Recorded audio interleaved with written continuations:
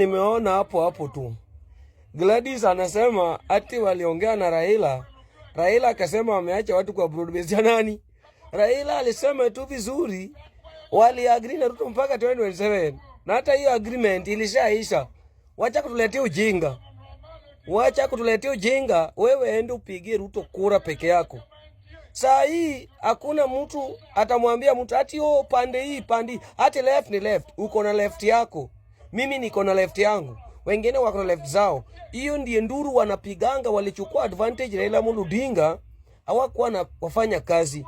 Utaenda nyumbani na huyu mama nilisema ni mama mbaya sana.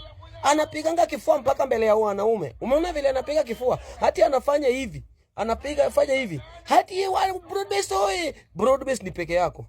Wewe Ruto akijaribu kupea running mate kura 12. Bwana tumechoka. Na hii si mchezo.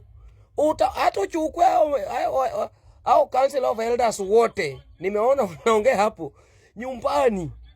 Wewe kama unataka maintain hiyo city yako ya huko Mabei. Watu Mabei pia wamesema watadili na wewe methodically. Terribly. Wacha kutuletea mambo ya mtu. Wewe shika mkono ya mtu.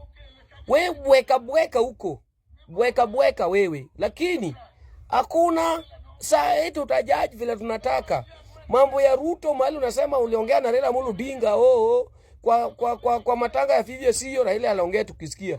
Mara ya mwisho Raila akiongea, Raila aliongea Mombasa. Raila akisema aje yeye wali agreement yao na Ruto itakuwa mpaka 2027 na watatoa candidate.